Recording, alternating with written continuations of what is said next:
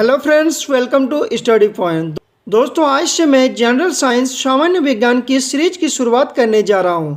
इस सीरीज में टोटल सामान्य विज्ञान की इंपॉर्टेंट प्रीवियस क्वेश्चन को डिस्कस करूंगा, जिसमें फिजिक्स, केमिस्ट्री, बायो के सभी प्रश्न शामिल होंगे। ये सीरीज उन सभी के लिए काफ़ी हेल्पफुल होने वाले हैं जो किसी भी कम्पिटिटिव एग्जाम्स की तैयारी कर रहे हैं। तो दोस्तों, अगर आप चैनल को अभी तक सब्सक्राइब नहीं किए हैं तो सब्सक्राइब करके बेल आइकन को प्रेस कर दें, ताकि इस तरह की वीडियो की नोटिफिकेशन सबसे पहले आप तक पहुंचे। तो दोस्तों, क्वेश्चन नंबर 1 है, द्रव्यमान और वेग का गुणनफल को क्या कहलाता है। ये प्रश्न जो है आरआरबी ग्रुप डी 25/9/2018 को पूछा गया है। आपके पास ऑप्शन है बल, संवेग, दाब या इनमें से कोई नहीं। तो इसका सही आंसर हो जाएगा ऑप्शन नंबर बी, यानी कि संवेग। किसी वस्तु के द्रव्यमान तथा वेग के गुणनफल को उस वस्तु का संवेग कहते हैं। ठीक है। और दोस्तों, संवेग इक्वल टू होता है द्रव्यमान इंटू वेग, यानी कि P इक्वल टू होता है m into v. Important question है। और दोस्तों, संवेग जो है सदिश राशि होता है। और दोस्तों, संवेग सदिश राशि है और इसका SI मात्रक जो है वो kg/s होता है। आपको याद रखना है। चलिए नेक्स्ट क्वेश्चन देखते हैं। निम्न में से किसमें दिशा और परिमाण दोनों होता है। दोस्तों, दिशा और परिमाण दोनों किसमें होती है। तो दोस्तों, सदिश राशि में होते हैं। और इनमें से सदिश राशि कौन सी है। तो दोस्तों, अभी हम बताएं संवेग जो है एक सदिश राशि है, यानी कि इसका आंसर होगा ऑप्शन नंबर सी। संवेग में दिशा और परिमाण दोनों होता है। संवेग एक सदिश राशि है क्योंकि दोस्तों इसमें दिशा और परिमाण दोनों होता है। द्रव्यमान, दूरी और चाल जो है एक अदिश राशि है क्योंकि इनमें केवल परिमाण होता है। ठीक है। चलिए नेक्स्ट क्वेश्चन देखते हैं। किसी वस्तु का संवेग किस पर निर्भर करता है। ये भी प्रश्न जो है पूछा हुआ है। तो दोस्तों, किसी वस्तु का संवेग जो है वो किस पर निर्भर करता है। तो दोस्तों, वह वस्तु के द्रव्यमान और वेग दोनों पर निर्भर करता है, यानी कि ऑप्शन नंबर डी जो होगा सही होगा। नेक्स्ट क्वेश्चन, विस्थापन के परिवर्तन दर को डैश कहा जाता है। गति, संवेग, विस्थापन या वेग। तो दोस्तों, इसका सही आंसर होगा ऑप्शन नंबर डी। विस्थापन के परिवर्तन की दर को वेग कहा जाता है और इसका SI मात्रक होता है मीटर/सेकंड। नेक्स्ट क्वेश्चन है, अब हम लोग देखेंगे वेग में परिवर्तन की दर को क्या कहा जाता है। विस्थापन के परिवर्तन की दर को वेग कहा जाता है। और दोस्तों, यहाँ पे है कि वेग में परिवर्तन की दर को क्या कहा जाता है। आपके पास ऑप्शन है संवेग, त्वरण, गति या बल।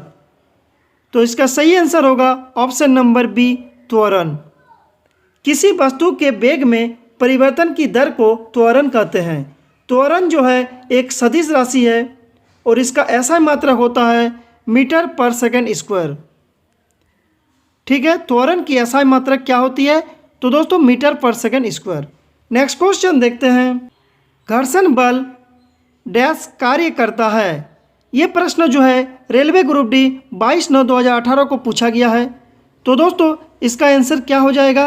तो दोस्तों, घर्षण बल जो है वह बल की दिशा के विपरीत कार्य करते हैं, यानी कि ऑप्शन नंबर डी जो होगा सही हो जाएगा। और एक बात, घर्षण बल के कारण ही हम किसी सतह पर चल पाते हैं। चलिए नेक्स्ट क्वेश्चन, लट्टू का घुमाना किसका एक उदाहरण है। दोस्तों, आप लोग लट्टू घुमाए हो, वह किसका एक उदाहरण है।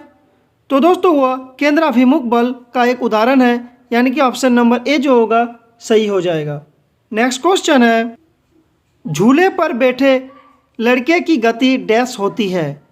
दोस्तों, झूले पे बैठे लड़के की गति क्या होती है। आपके पास ऑप्शन है एक समान, वृत्तीय गति, असमान या आवर्ती।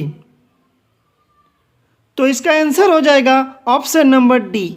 झूले पर बैठे लड़के की गति जो है आवर्ती होती है, यानी कि ऑप्शन नंबर डी जो होगा सही हो जाएगा। आवर्ती गति का मतलब क्या होता है, तो उसको भी हम समझते हैं। वह गति जिसमें कोई वस्तु या पिंड एक निश्चित समय अंतराल पर और निश्चित पथ पर खुद की गति को दोहराता है, वह आवृत्ति गति कहलाती है।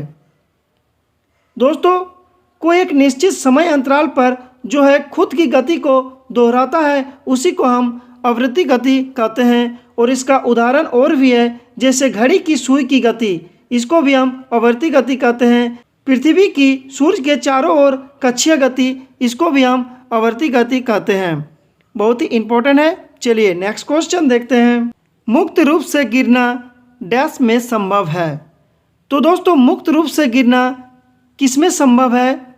वातावरण में, वायु में, समुद्र में या निर्वात में? तो इसका आंसर हो जाएगा ऑप्शन नंबर डी, निर्वात में। निर्वात में कोई भी वस्तु मुक्त रूप से गिरती है क्योंकि वहाँ वस्तु पर घर्षण का प्रभाव नहीं होता है, इसीलिए जो है मुक्त रूप से कहाँ पे गिरते हैं? तो दोस्तों निर्वात में। इसका आंसर हो जाएगा option number D. Important question है दोस्तों। अगर अभी तक आप चैनल को सब्सक्राइब नहीं किए हो तो चैनल को सब्सक्राइब करके बेल आइकन को प्रेस कर दे ताकि इस तरह की नोटिफिकेशन सबसे पहले आप तक पहुंचे। और दोस्तों वीडियो अच्छा लगे तो लाइक करें, शेयर करें। चलिए नेक्स्ट क्वेश्चन देखते हैं। अंतरिक्ष यान के अंदर अंतरिक्ष यात्री खाली स्थान वजन महसूस करते हैं, यानी कि खाली स्थान की जगह आपका आंसर क्या होगा? आपके पास ऑप्शन है, ज़्यादा वजन महसूस करता है, कम वजन महसूस करता है, शून्य वजन महसूस करता है, या दोस्तों इनमें से कोई नहीं। तो दोस्तों इसका आंसर हो जाएगा ऑप्शन नंबर सी, यानी कि शून्य वजन महसूस करते हैं। अंतरिक्ष यान के अंदर अंतरिक्ष यात्री भारहीनता की स्थिति में होता है, इसीलिए वो अपने वजन जो है शून्य महसूस करते हैं। आपको याद रखना है। चलिए नेक्स्ट क्वेश्चन है। आवर्त सारणी का आविष्कार किसने किया? तो दोस्तों आपको भी पता है आवर्त सारणी का आविष्कार मैडलिफ ने किया है। अगर आपसे पूछे कि दोस्तों आधुनिक आवर्त सारणी का आविष्कार किसने किए हैं, तो दोस्तों आधुनिक का हो जाएगा मोसले। ठीक है, ये दोनों आपको याद रखना है क्योंकि दोनों क्वेश्चन एग्जाम में पूछे जाते हैं। और एक बात, मैडलिफ के आवर्त नियम के अनुसार तत्वों के भौतिक तथा रासायनिक गुण उनके परमाणु भारों यानी कि परमाणु द्रव्यमान के आवर्त फलन होते हैं।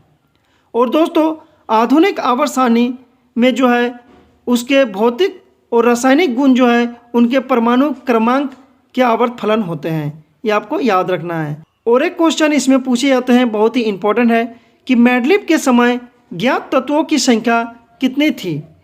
तो दोस्तों मैडलिफ के समय ज्ञात तत्वों की संख्या जो है 63 थी उस टाइम। आपको ये याद रखना है क्योंकि ये क्वेश्चन हमेशा एग्जाम में पूछे जाते हैं। चलिए नेक्स्ट क्वेश्चन है।